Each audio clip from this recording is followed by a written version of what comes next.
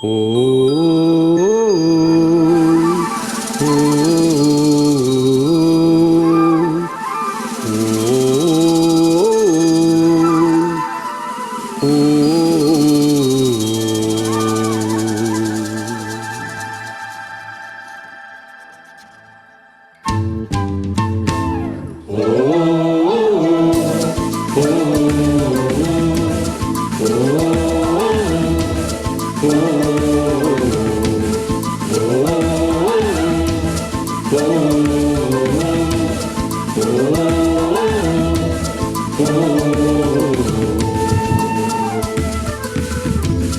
Lá em cima daquela serra já falava o meu avô que em noite de lua cheia ainda se escuta um tambor. É Zumbi chamando os negros pra honrar a sua cor. É Zumbi chamando os negros pra honrar a sua cor.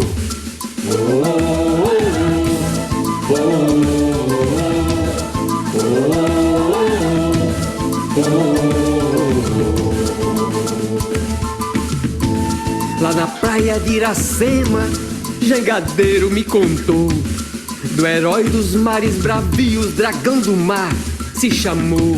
Não fez tráfico de escravo, desobedeceu senhor. Não fez tráfico de escravo, desobedeceu senhor.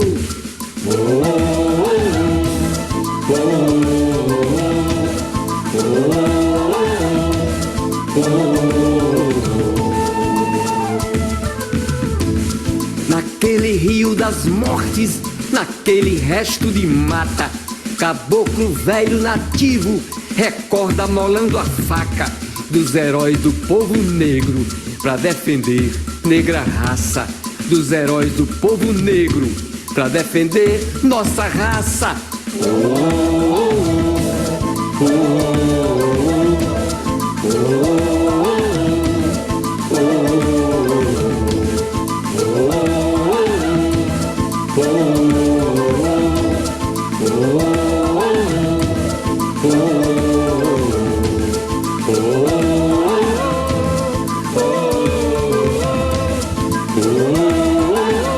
Salve meu povo Nagô, salve meu povo Bantô, salve meu povo negro.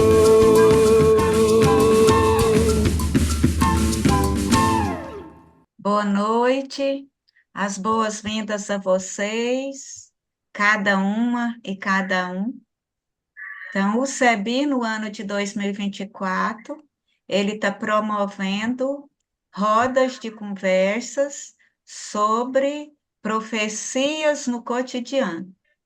Esse momento aqui é o terceiro encontro de uma rodada sobre profecia e sustentabilidade dos povos originários e quilombolas, sempre a partir das resistências e das lutas cotidianas.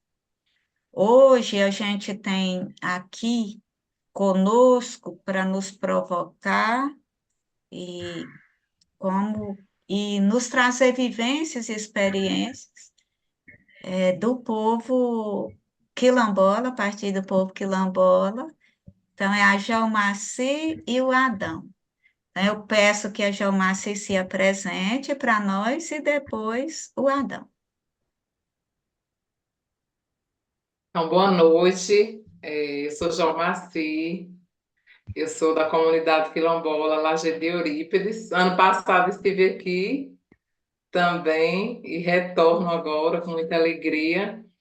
Eu sou também do CEBI Bahia e do CEBI aqui na área do meu território, do território de Irecê. E é um prazer estar com vocês nessa noite.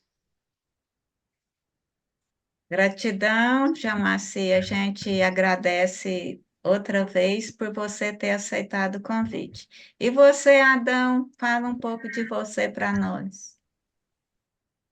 Boa noite, estão me ouvindo? Sim. Boa noite, meu nome é Adão Gaspar, eu sou da comunidade de Rodagem, fica localizada na cidade de Lapão, Bahia. Sou agricultor familiar, filho de agricultor e agricultora familiar também, né? Sou engenheiro agrônomo, formado pela UNEB, universidade pública e de qualidade. E estamos aí na caminhada, né, Gilmaci? Junto há algum tempo. Isso, nas parcerias. Fui voluntário da Comissão Pastoral da Terra na região norte, ali no centro-norte, durante uns 5 anos, no período que eu estava na universidade, lá em Juazeiro. Então, acho que é isso. E faço parte também da Barriguda, um centro aqui de Lapão, que arrecada, né, trabalha com projetos, capta recursos do governo federal, estadual e de outros setores, para trabalhar com agricultura familiar também, com o povo do semiárido. Acho que é isso. Muito obrigada, Adão, também, que aceitou estar aqui conosco. E nós somos gente de memória. O que que a gente partilha aqui nessa roda que nos conecta sobre o encontro anterior? O que que ecoou, reverberou nos nossos corpos? Acho que de todas as questões que ficaram no meu corpo, ficou até Corrar, lugar que se pode ser. Além das falas que o Matias trouxe para a gente, que ele fez um mergulho dentro da comunidade Guarani Kaiowá. Ele nos colocou dentro de uma van, saiu de Campo Grande e a gente parou na comunidade e ele mostrou para a gente que é uma comunidade pequena, apertada entre a rodovia e as propriedades particulares, e ali vive, exprimido nesse ambiente, o povo Guarani Kaiowá. E foi contando as histórias do povo. Mas até Corrá ficou em mim, lugar onde se pode ser.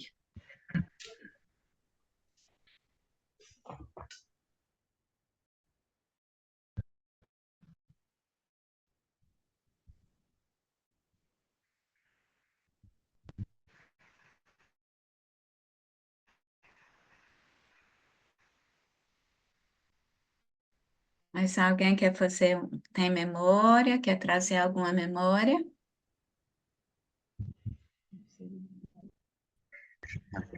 Meu está funcionando. Para mim ficou assim muito interessante a questão das sementes, porque as sementes que precisam ser bem escolhidas, nada de semente misturada, e que para os povos originários, ela plantada, deixa lá. E se não aparecer, não brotar, não nascer, espera. Ou seja, tudo tem o seu tempo.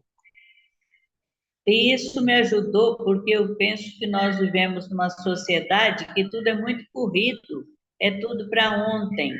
A gente não tem paciência de ver um fruto amadurecer, né, na sua beleza, no seu sabor e tudo. Para mim ficou muito interessante isso.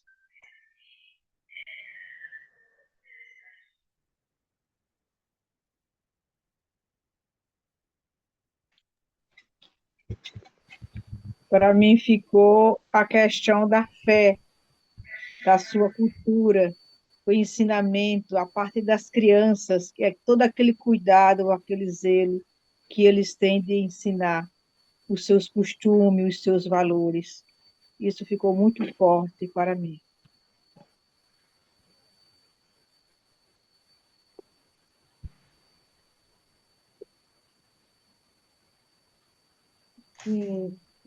Para mim ficou a viagem, né, da van.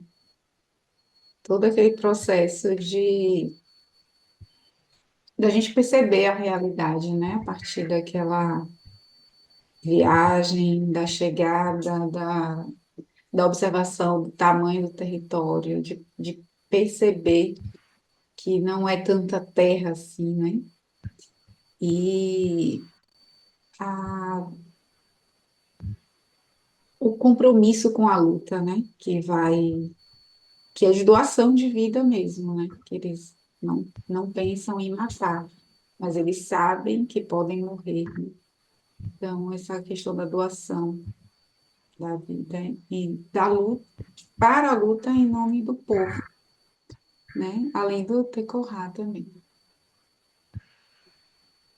Para mim ficou o canto para sementes. Então, nesse compromisso com a luta, o seu título, acho que é título, né? Mesmo sabendo que a semente vai ser contaminada por agrotóxico, ele planta a semente no tempo de plantar a semente. Cava a terra e planta cantando para a semente. Ficou para mim esse o canto da resistência ali no cotidiano. Há algum tempo atrás, acho que uns 2 anos, nós fizemos uma formação sobre um livro, Sermão do Monte em Perspectiva Afrodescendente.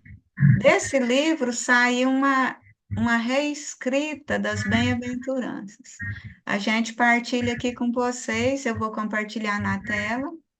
Mateus 5, de 1 a 12. O Sermão do Monte em perspectiva afrodescendente. E Jesus, abrindo a boca, ensinava os seus discípulos, dizendo: Bem-aventurado é o povo preto, porque deles e delas é o reino dos céus. Bem-aventurados são negros e negras, porque herdarão a terra. Bem-aventurado sou eu, negra, porque promoverei a paz com meu tambor, formando coros de dança. Bem-aventurado sou eu, negro, porque tenho fome e sede de justiça e serei saciado. Bem-aventurados são os nossos ancestrais, porque serão chamados filhos e filhas de Deus. Bem-aventurados são as nossas filhas e os nossos filhos, porque de glória se vestiram e jogaram fora todo o sistema que mantém a opressão, o monoteísmo, o racismo e o patriarcado. Bem-aventuradas são as pessoas negras, porque resistem contra o preconceito e o racismo e defendem seus territórios coletivos, terra, água, florestas e ancestralidade, e deles é o reino dos céus. Então, estão me ouvindo? Então, hoje nós vamos estar refletindo sobre profecia e sustentabilidade dos povos originários e quilombolas, né? Quando a gente pensa em sustentabilidade, a gente pensa no geral da gente fazer uso sustentável de todos os recursos naturais, pensando nas gerações futuras, né? Consumir com responsabilidade. E aí, quando nós trazemos a questão da sustentabilidade para a questão da profecia dos povos nos territórios, né, nas comunidades tradicionais indígenas e quilombolas, nós trazemos para todos a sustentabilidade para o eixo saúde, educação, habitação, saneamento, do acesso à água e à terra, né? Da assistência social. E quando a gente pensa dentro desses territórios, dentro dessas comunidades quilombolas e indígenas, e trazendo aqui a experiência da comunidade quilombola, nós temos o associativismo como uma instituição, um espaço muito importante que faz essa defesa, né, que trabalha essa questão da sustentabilidade, como também a garantia desses direitos nas comunidades tradicionais. Então, quando a gente pensa também na questão da água, que é muito importante, a terra e a água, porque dentro das comunidades quilombolas, dentro das comunidades tradicionais, é um item indispensável, importante. A questão da terra também, por motivo de ser na terra que produz o sustento nas comunidades quilombolas, é através da terra que a pessoa, né, tem o seu direito garantido de ter a sua produção agrícola, de trabalhar. E o modo de vida nas comunidades quilombolas é, é um modo de vida que ainda nessas comunidades eles trabalham, né? Trabalham muito a questão da vida em comum. E quando a gente coloca aí a questão da assistência social na questão da transferência de renda do programa Bolsa Família, a gente traz a importância dessa transferência de renda para as comunidades quilombolas, para as mulheres principalmente. Eu trago aqui a experiência de uma mulher que trabalhava, ela tinha que sair da comunidade para trabalhar na cidade de doméstica, e aí ela traz a experiência que depois que ela teve acesso a essa transferência de renda, ela cuida melhor dos seus filhos, porque antes eles ficavam só em casa, né? E agora ela pode cuidar dos seus filhos, levar para a escola e ainda ajudar o seu esposo na roça. Então, as políticas públicas nas comunidades tradicionais indígenas e quilombolas, elas são de grande importância. Um fator que contribui quando essas políticas públicas também são garantidas nessas comunidades, combate também a questão da migração, porque também é comum aqui na nossa região, em algumas temporadas, que pais de famílias migram especialmente para a região do café, né, em Minas e também São Paulo. E muitas vezes a migração custa muito caro para as famílias. No caso de São Paulo, a gente já tem realidade de pessoas que já perderam membros de sua família para a questão da violência. E, como eu trouxe anteriormente, várias pessoas, acho que 8 pessoas, no trabalho do café em Minas, aqui do nosso município, já foram resgatadas em situação de trabalho escravo. Então, a garantia dessas políticas públicas nessas comunidades garante também a sustentabilidade dessas pessoas e das suas famílias, garante o direito também deles conviverem no seu território, com a questão da identidade, né? Porque a identidade para os povos tradicionais, para as comunidades indígenas e quilombolas, é importante, né? A questão da identidade, de viver onde você nasceu, onde você conhece as pessoas, onde você se sente bem. Então, um fator importante também para os trabalhadores e trabalhadoras, né, que no caso eu sou de uma comunidade quilombola rural, aqui do município de Lapão, é a questão da assistência técnica quilombola também, né? Que garante uma melhor produção, a produção de um alimento com mais qualidade, né? Que garante maior produtividade nesses espaços, nessas comunidades.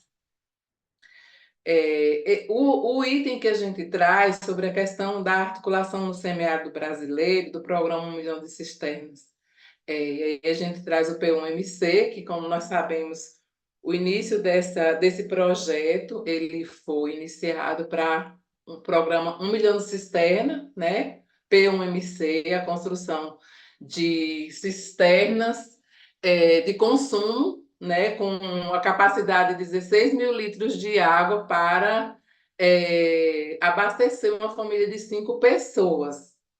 Então, esse projeto é um projeto muito bonito, transformador, de combate como é que eu vou dizer? Ele é um projeto que vem assim transformar a realidade das pessoas aqui no semiárido e desconstruir essa questão que o semiárido não é lugar de viver, porque a gente sabe que por muito tempo os trabalhadores e trabalhadoras rurais, as comunidades quilombolas, as comunidades ribeirinhas, as comunidades tradicionais, que vivem no semiárido ouviu muito isso. Então, a articulação no semiárido brasileiro traz essa questão de desconstrução dessa ideia. E é um projeto que deu certo, tanto que depois do P1MC vem o P1+2, né? Que aí já é as cisternas de produção, que as cisternas de produção aqui nas comunidades aqui do meu município, na minha comunidade, nas comunidades aqui do território, é importante, né? Porque através dessas cisternas as famílias elas produzem alimentos, né, para o seu consumo e também para vender o excedente.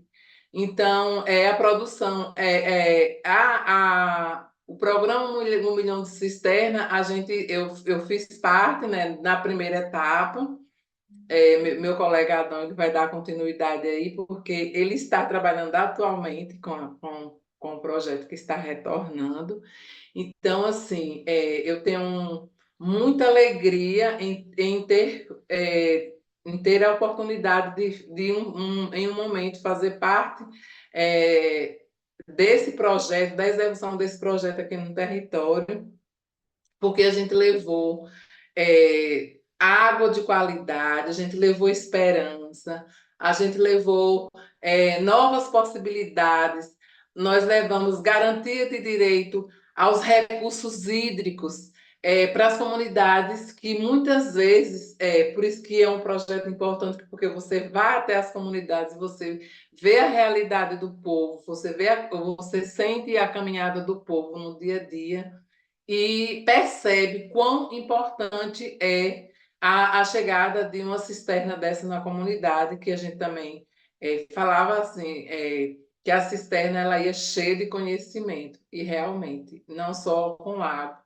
mas com conhecimento. Então, as políticas públicas são a garantia das políticas públicas nessas comunidades, elas combatem o racismo, elas combatem, traz o direito às necessidades básicas, né, e fomenta a cultura, né, e a possibilidade dessas pessoas viver de acordo com sua identidade.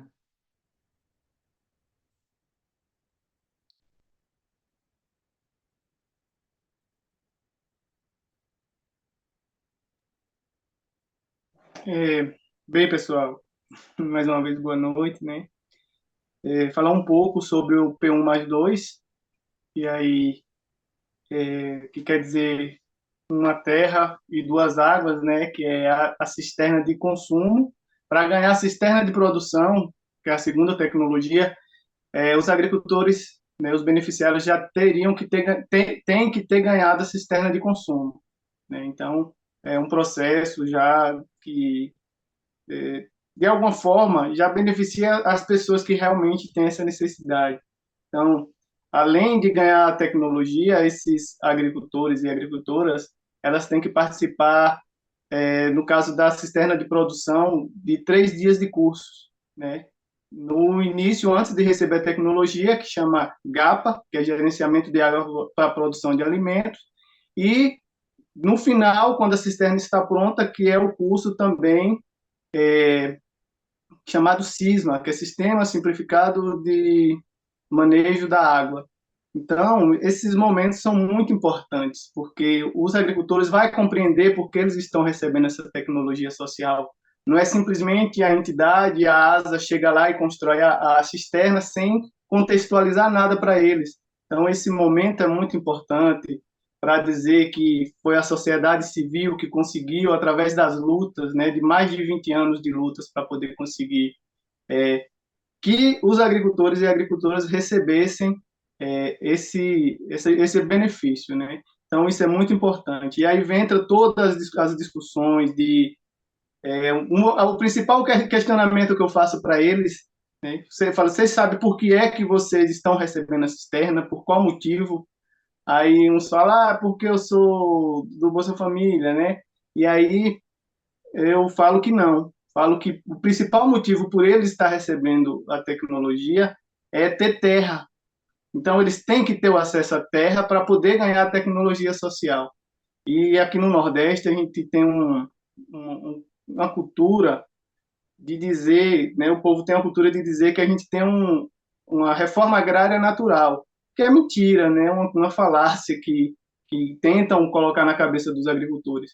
Muitos agricultores aqui não chegam a ter 10 tarefas de terra, né, ou aproximadamente 4 hectares de terra, e aí eles já acham a mídia, os grandes latifundiários que cercam as cidades, as comunidades, que vêm desde do período do coronelismo, né, tentam colocar isso na cabeça deles, e aí eles não questionam, muitas das vezes ficam contra o movimento sem terra, contra os movimentos de luta de acesso à terra, né? Então, eu faço esse resgate desde a invasão dos portugueses no Brasil, quando eu faço esse gerenciamento de recursos hídricos, quando é para cisterna de consumo, ou então quando é para cisterna de produção, ou barreiro trincheira também, que é outra tecnologia social que a ASA implanta aqui na região, né? Na região semiárida, que aí entra os 9 estados do Nordeste, mais o norte de Minas Gerais também, que é coberto aí pela ASA. E aí a gente vem com esse debate bastante forte, que desde o processo histórico das Seis Marias, Guedes de Brito, que pegou essa faixa aqui, que é onde entra o território de Irecê, né? Depois os dourados compraram, hoje a região é repleta de dourado, mas tem esse processo histórico das Seis Marias, né? Dos Guedes de Brito, que é essa região, e dos Dávilas, que pega aquela região do São Francisco ali, que vai desde Canudos, Curaçá, Juazeiro, e aí, naquele processo de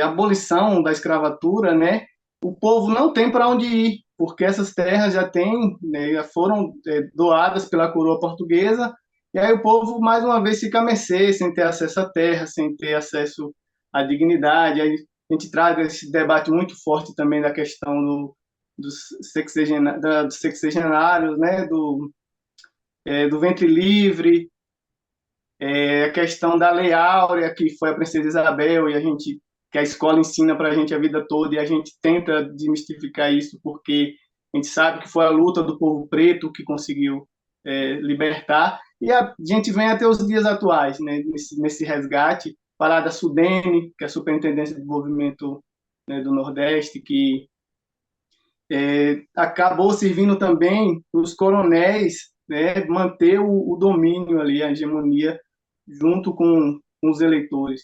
E aí o DENOX, Departamento de Obras contra Secas, e a gente vem no debate forte que ninguém consegue combater a seca, que a gente tem que aprender a conviver com ela, e aí é onde entra o papel da ASA, das entidades que vêm nessa discussão, que é a convivência com o semiárido, mais a educação contextualizada, contextualizar a nossa realidade, né?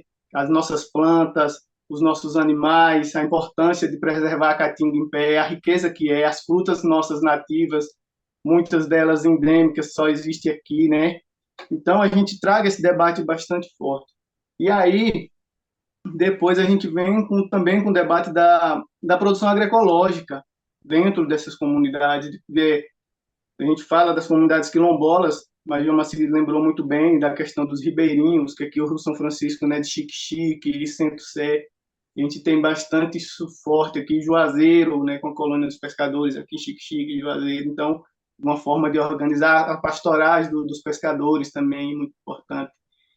E aí a gente traga esse debate da produção agroecológica, e aí o fundo de pasto tem um papel muito importante também e aí os fundos de pasto também está presente no território do Irecê, está presente no território do Juazeiro, né? E aí é o povo que preserva a caatinga, é o povo que é, acaba cultivando e guardando essas tradições, tanto de produção quanto cultural também, com São Gonçalo, com Reisado.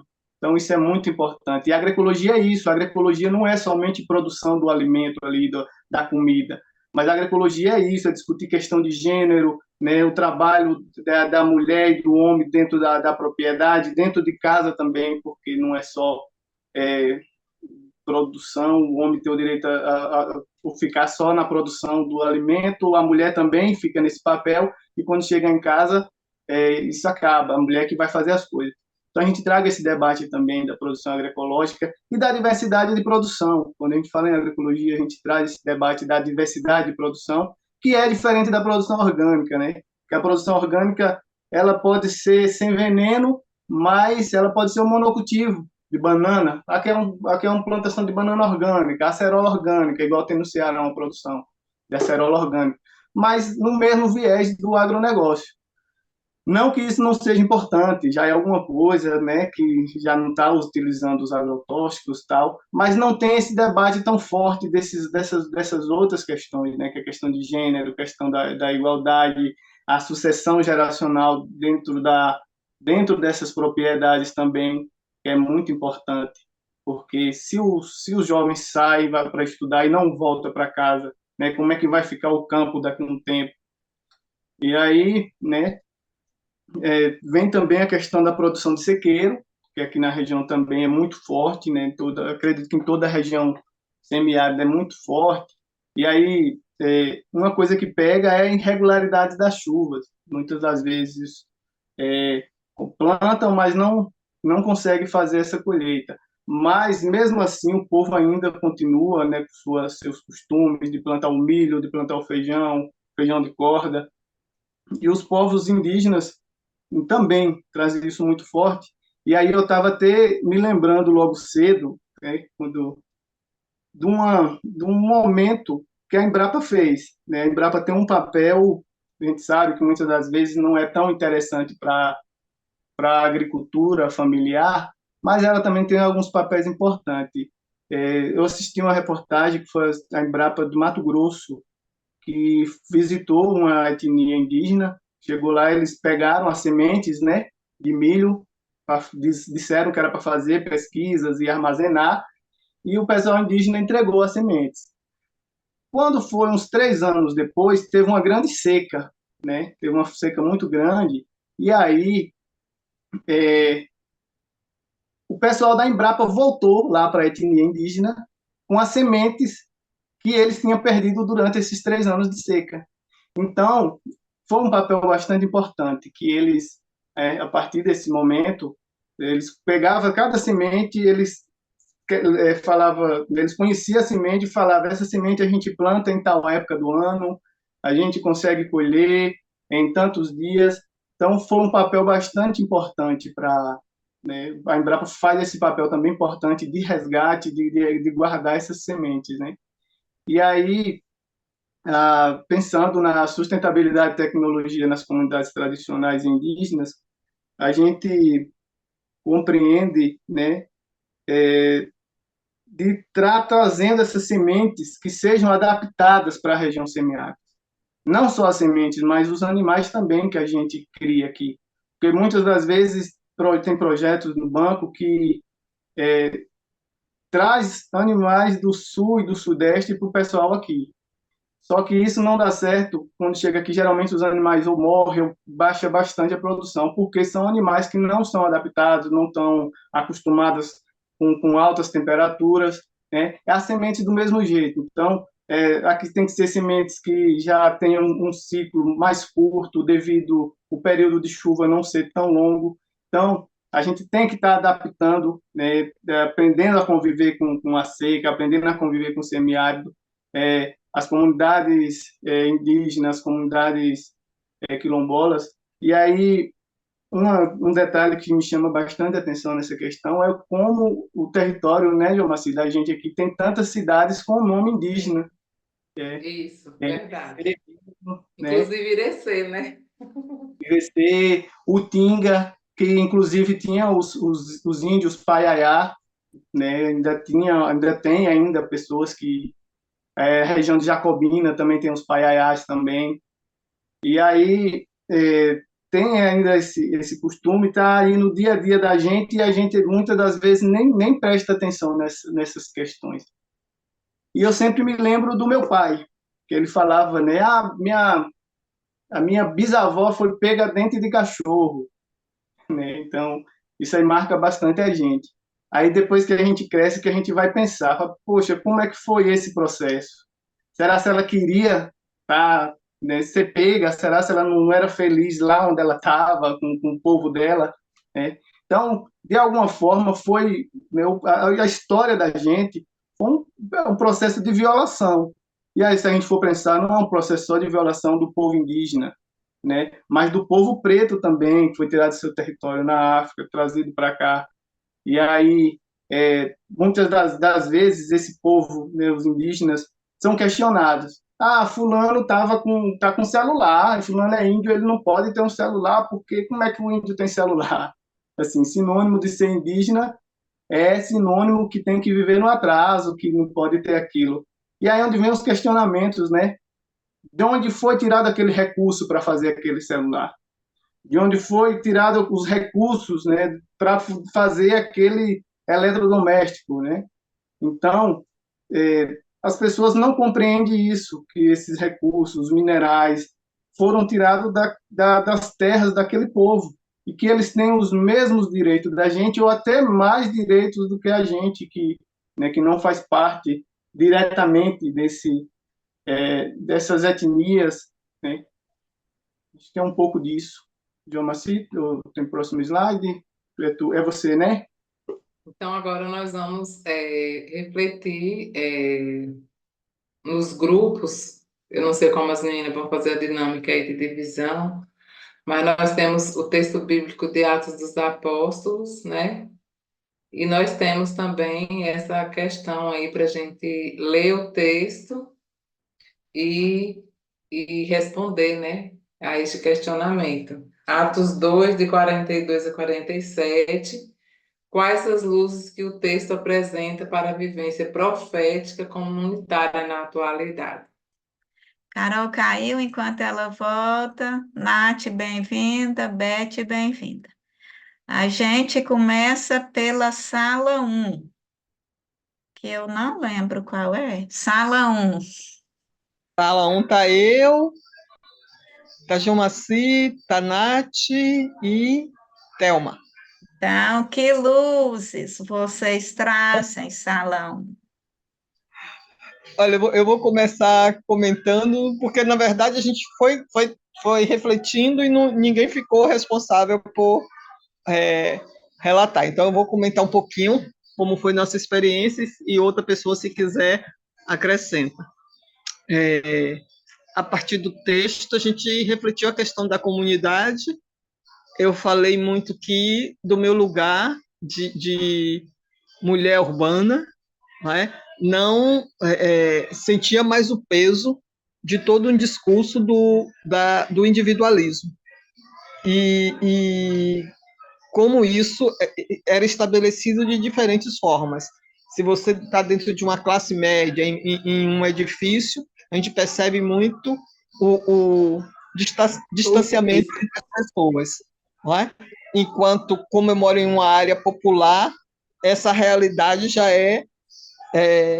tem um menor peso, porque, de alguma forma, a gente está sempre encontrando as pessoas, se acontece alguma situação que precisa de ajuda, a comunidade já cria uma interferência naquela realidade, se movimenta para a mudança dessa situação. Então, há maior movimento do grupo em relação a alguma situação que implique uma interferência das pessoas. Também a gente citou um pouquinho de que, dentro dessa nossa sociedade de forte individualismo, a gente há uma tendência de a gente se preocupar muito com o núcleo menor, né, que é a família, e não ampliar essa dimensão para uma relação maior. Aí eu também fiz uma pergunta para a Jumaci em relação a como esse pequeno pedaço de terra tem afastado as próprias famílias rurais, porque ela não mais corresponde a uma condição de se manter na terra, não é? E muitas vezes a única pessoa que fica na terra é o pai e a mãe, provavelmente um neto, não é?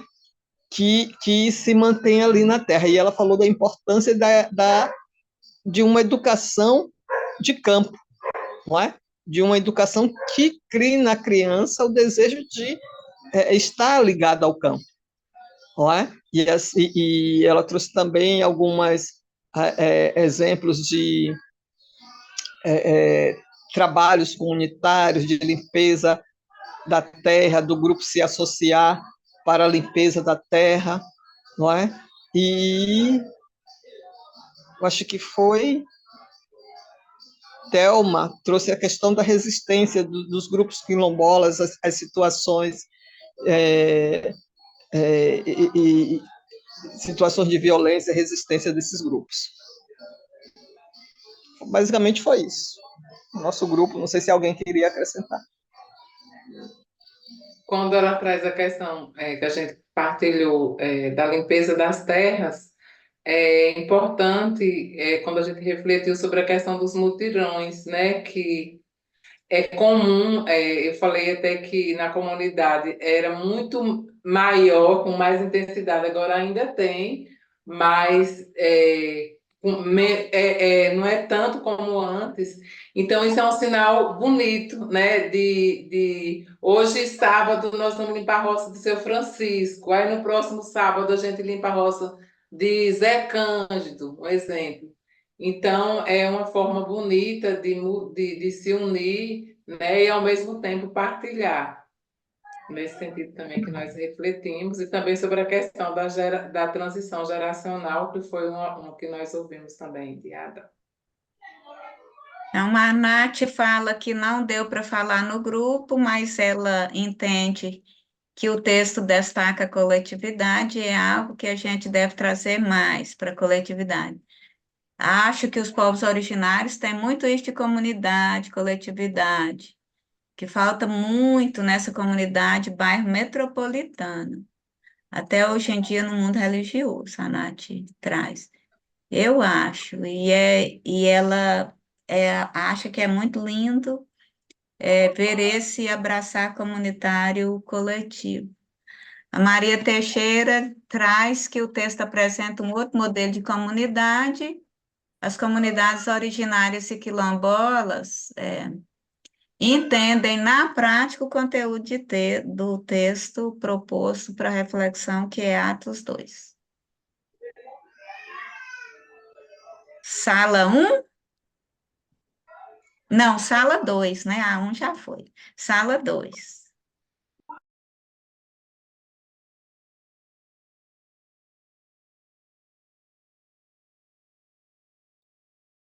Estava a Roneide, o Adão, a irmã Geralda.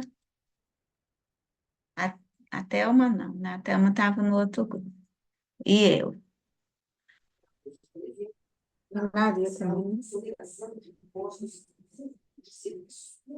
Irmã Geralda está fechado.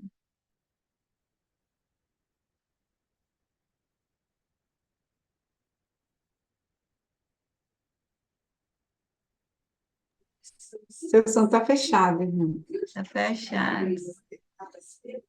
Múria, quando eu caí, você não estou mais com co-host, não. Tá, eu vou Deixa o colocar. som.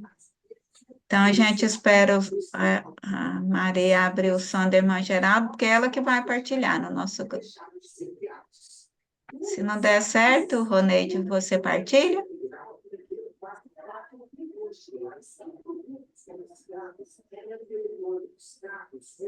Mas a gente espera.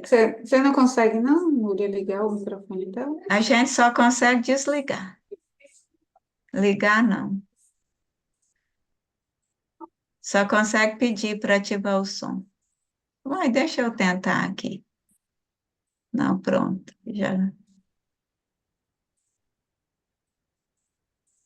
Acho que a Roneide vai falando e quando der certo, a irmã Geralda complementa. Vai, Roneide, fazendo o favor. Tá, vamos lá, que eu não anotei, não anotei, na verdade, né? Eu estava ocupada na hora, mas vamos lá. O Adão partilhou com a gente, então, no grupo, sobre a questão, algumas questões hoje que pegam um pouquinho, e ele falou muito, que me chamou muita atenção, quando ele trouxe a questão da energia eólica, as nascentes que são concretadas, nascentes de água, e a Múria emenda, né, trazendo para a gente também que quando essas nascentes, hoje essa vida urbana que a gente leva, por sinal, que tira da gente esse contato com o chão, com o sagrado, que tira da gente esse contato com a terra. E a irmã Geralda voltou. Se quiser passar a fala para ela. Voltou. Então, assim, conforme Então, o combinado. aí ele estava colocando, o Adão, Deixa eu passar pra a ela. questão desses lugares, né? Que parece até que vai no caminho inverso da comunidade dos Atos, né? Lá se diz no texto que tudo era em comum, às vezes a gente lê assim por cima e a gente não imagina os conflitos que houve nas comunidades, e com certeza havia conflitos também. Então, o Adão trazia a questão por causa da energia eólica, que vão aterrando, né, e cimentando, e com isso levando a água embora. Ela não vai fazer falta só agora, a falta da água é continuada, porque a nossa natureza não está aguentando mais, não. Em outros lugares, a gente vai ver a mesma coisa que o Adão falou, em relação, por exemplo, às usinas de cana, né? Tem que dar dinheiro, o povo precisa de dinheiro. Tudo bem, eu não como cana, e eu acredito que todo mundo, ninguém come cana, nós comemos outras coisas. Então, a questão, essa febre do dinheiro, porque a cana dá muito, e eu vivo numa região onde a usina tem gente que recebe 17, 20 mil por mês da terra arrendada, então realmente dá lucro. Só que, em compensação, eu vivi lá em outra época e a gente comia arroz de cerrado, aquele arroz gostoso, cheiroso. Hoje ninguém mais planta arroz. Planta o milho um tanto, mas nem é tanto a confiança na cana. E aí, nas minerações, que vão acabando com as águas dos rios. Aí depois nós ficamos assim nos perguntando, por que a chuva está tão estranha? Uma hora vem demais, outra hora não vem nada. Por que está esse calor tão intenso? Por que os bichos da natureza, antes foi 2 dias atrás, apareceu aquele porco-espinho aqui no quintal, e aqui é uma casa de retiro, encontro, no centro de Brasília. Por que está acontecendo isso? Porque eles estão perdendo o seu habitat, eles não têm onde ficar, né? Então, quando a gente volta para a comunidade dos Atos, que parece tudo maravilhoso demais, mas a gente sabe que havia conflitos, porque onde há grupo humano, há conflitos. Aí a gente percebe uma outra coisa. Aonde partilha, sobra. Todo mundo come e sobra. Às vezes eu digo, quando eu vou nas celebrações comunitárias, que eu gosto demais de festa de pobre, porque tem uma fartura danada. Todo mundo leva um pouquinho, todo mundo come e ainda sai levando para casa do que sobrou.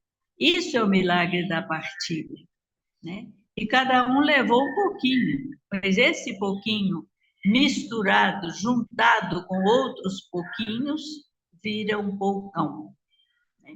E eu penso que foi isso que aconteceu lá no texto da partilha, sobretudo se a gente olha nessa semana os textos, que é do capítulo 6 de João, que é toda a questão do pão, que gera vida e gera conflito, porque Jesus chega a repreendê-lo. Vocês estão atrás de mim porque eu dei de comer?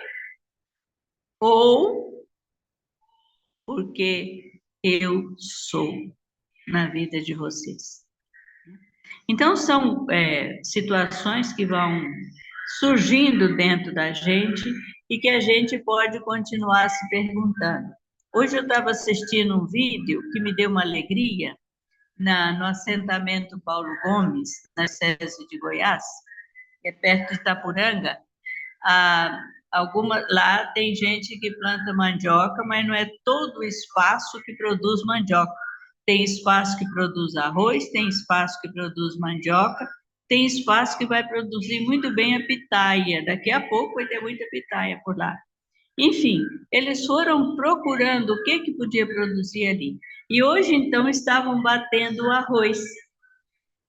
E era bonito porque eles estavam batendo o arroz e, ao mesmo tempo, com a música de Milton Nascimento, Debulhar o Trigo. Então, eu penso que essa riqueza da natureza, que brota da partilha, que brota das bem-aventuranças, que brota das nossas mãos quando se abre. Eu não sei se era isso mesmo. Isso. Se tem É, coisa para acrescentar. nós refletimos também, apesar de todas as dificuldades, o que tem de luz e de profético, a partir do que João Maci e o Adão trouxe para nós, são as experiências do associativismo. A vida organizada aqui em associação também, então, e as experiências de produção agroecológica, que são outras formas que cuidam da ancestralidade das gerações futuras, sem a gente destruir o que a gente está usufruindo. Então, a associação que garante o pão na mesa das pessoas, e esse cuidado do direito de ser o que é, né? Ali em contato com o seu território, na defesa da vida como um todo. E a partir daí a gente volta a palavra para o Adão e para João Maci, para vocês continuarem.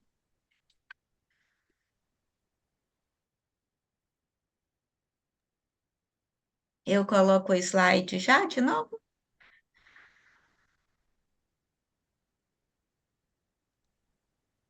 O próximo, depois da partilha. Eu acho que eu vou tentar. Nós vamos agora compartilhar com vocês a experiência que a gente teve no curso de especialização em educação do campo. Nós fizemos o trabalho de pesquisa na Escola José Carlito Carneiro Dourado, da comunidade quilombola Lajeado de Eurípides, e no projeto Cisterna nas Escolas, que também a ASA tem esse projeto, né, Cisterna na Escola como ferramenta pedagógica da educação contextualizada. Enfoca a Escola José Carlito Carneiro Dourado, em Lajeado de Eurípides, Lapão, Bahia. Porque nós ouvimos sobre essa questão da transição geracional, como a Adão coloca, e também uma reflexão sobre esse curso, que houve muitas lutas, muitas pessoas aqui no território lutaram para trazer esse curso para a UNEB, e em 2022 nós ingressamos nele na primeira turma. Então, para a gente que é da zona rural, das comunidades quilombolas, das comunidades rurais, que defendemos a educação no e do campo, a educação escolar quilombola, então esse curso para nós é de grande importância. Então, trabalhar com as crianças essa temática, essa pesquisa na comunidade foi muito importante, que traz a questão do compromisso, né, com as gerações futuras, com né, que é compromisso com as gerações futuras, essa sustentabilidade. Então, na unidade escolar foi construída uma cisterna de produção do projeto Cisterna nas Escolas, sendo uma política pública que visa garantir segurança hídrica e despertar o gosto pela produção agrícola de forma saudável e sustentável. Então, as nossas crianças, adolescentes e jovens, eles precisam ter a experiência dessa convivência, do fazer, né, também, não só ouvir, mas também de colocar a mão, de aprender. E a questão também que nós sabemos que o consumismo, a sociedade de consumo, do capital, vai trabalhando cada vez mais o distanciamento da vida do campo. Então, nós precisamos cada vez mais trabalhar essa questão da importância da agricultura, da importância dos nossos ancestrais, do que nós aprendemos com os mais velhos e do quão importante nós somos como agricultores e agricultoras, né, para a produção. Então, o projeto Cisterna na Escola também, ele traz a questão da formação contextualizada para os profissionais da escola e a questão, né, também para a prática para os alunos. Então, a nossa pesquisa ela foi direcionada como um resgate, né, dessa, né, porque a cisterna ela foi construída, eu esqueci o ano, eu acho que aqui na placa tem. Então, Foi a gente fez como. 2014, Adão? 2014, se não me engano. Foi, 2014. Então, nós fizemos uma contextualização né, do resgate de quando ela chegou, da capacitação, novos trabalhos de grupos com os profissionais da escola, como também com as crianças. Então, Adão vai dar continuidade aí nessa experiência.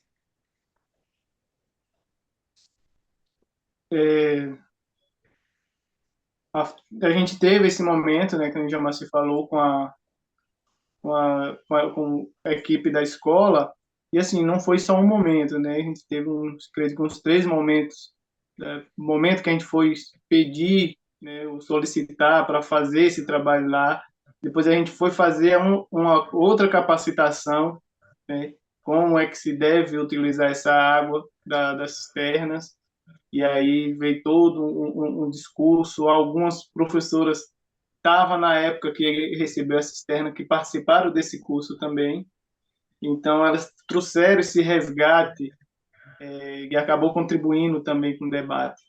E outra coisa que me chamou bastante atenção foi o envolvimento da comunidade, né? Os pais das crianças que contribuíram buscando esterco, buscando um solo, né? A gente pode ver aí um solo mais vermelho, que é um solo rico, bastante rico, né, pelas questões minerais. Então, isso foi muito forte. A associação também da comunidade, se eu não me engano, 2 ou 3 associações estiveram presentes, a Associação de Mulheres, né? Inclusive, é uma das associações mais antigas do território de Irecê, está lá ativa, lutando pelo comum da comunidade. E aí, surgiu no nosso trabalho a questão do PNHR, né, Programa Nacional de Habitação Rural. Então, foi bastante rico esse momento, porque não discutimos somente na verdade, de alguma forma já é educação contextualizada, mas a gente foi bem mais longe do que a gente imaginou que iria. Pode passar. Tivemos os momentos também de formação com as crianças, momento de levantar os canteiros, identificar onde seria colocado cada cultura pela questão de sombreamento, quais as olerícolas que seria mais interessante estar plantando e mostrando eles por que a gente estava plantando, profundidade, por que tinha que irrigar. Então, esse diálogo foi muito importante também com as crianças. Pode passar. Aí ainda, né, a continuação das atividades e regar a infância com conhecimento para o autocuidado e para cuidar da casa comum também é profecia, é fazer o bem, é falar de Deus, né? Então, quando a gente planta uma semente, a gente está favorecendo para que haja vida. Essa vida ela vai, né, crescer e depois a gente vai se alimentar e também nos nutrir dessa vida que foi gerada através dessa semente. Então, foi um momento muito rico, porque a gente estava, né, fez esse TCC com gente, e isso é que é importante, e o semiárido é isso, né? O semiárido é povo que luta, que às vezes sofre com as mazelas do próprio Estado, porque quando a gente traz a questão da energia eólica, da mineração, das barragens, né, como a de Sobradinho, a de Paulo Afonso, a gente sabe que o Estado está por trás disso. Não é simplesmente os empresários que querem colocar, mas a gente sabe que também tem a parcela de culpa do Estado que facilita, às vezes, facilita a entrada desses empreendimentos. Pode passar. Então, foi assim, é importante, pode manter nessa mesma imagem, como Adão traga, é uma emoção muito grande quando a gente tem um contato, né, com essas crianças. Nós tentamos encontrar uma foto já das hortaliças, né, grandes, eles levando para casa, e a festa que fazia quando era o momento de regar os canteiros. E a gente traz essa reflexão para o final dessa nossa reflexão, porque, assim, toda política pública que ela chega na comunidade quilombola são ações de combate ao racismo, né? Então, é muito importante, às vezes, pessoas, né, a gente normalmente não valorizam o que tem valor, né? Que é a terra, que é a produção, que é uma vida saudável, que é a convivência com os seus, né? Que é o respeito à diversidade e à identidade. E é importante a gente trabalhar, né? Para manter essa realidade. A escola também é um espaço de resistência, nós já lutamos muito para manter essa escola na comunidade e atualmente a gente colhe frutos, né? Na escola, que hoje é uma escola creche na comunidade. Então, a gente quer, assim, agradecer ao CEBI mais uma vez pelo espaço, pelo convite. Agradecer a Adão também, que se dispôs a estar aqui nessa partilha do conhecimento, e agradeço, né, pela oportunidade de mais uma vez estar aqui. Eu sou, né, só para concluir, que eu não me apresentei, talvez alguém não estava no encontro do ano passado. Eu sou da comunidade de Lajeado de Eurípides. Nessa escola que nós acabamos de ver essa experiência, eu fui faxineira, me tornei coordenadora, depois diretora dessa escola, e após um projeto cultural que nós fizemos na comunidade, através da Secretaria de Cultura do Estado da Bahia, com os pontos de cultura, através dessa experiência em 2018, porque nós temos também um ponto de cultura na comunidade, que foi assim, um divisor de águas na comunidade também, que trabalhou ações culturais de fortalecimento da identidade do povo. Então, em 2018, a partir dessa experiência, como nós trabalhamos no contraturno da escola, as ações culturais, em 2018, eu fui convidada para trabalhar na Secretaria de Educação e Cultura, no Departamento de Cultura aqui do município de Lapão. E atualmente eu ainda estou lá. Então, é a partir dessa convivência com a comunidade que a gente tem essas experiências. Toda essa trajetória foi, né, através de luta, de estudo, né? E hoje eu tenho a graduação em Serviço Social, Pedagogia e, recentemente, é, fui especializada aí no curso de Educação no Campo. Obrigada, gente. Nós que agradecemos, João Maci. Agora a gente coloca aqui a lista de presença e avaliação. Eu queria falar também, eu queria agradecer. Então vai, Adão, desculpa.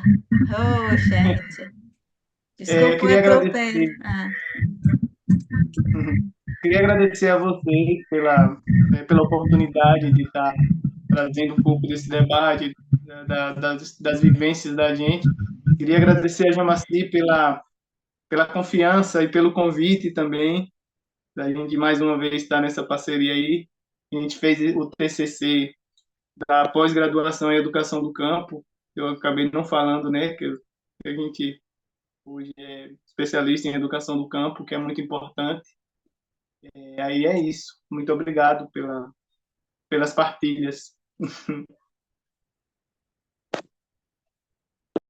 Então, a lista de. Deixa eu voltar. Nós que agradecemos, Adão, e obrigada por ter aceito aí o convite também.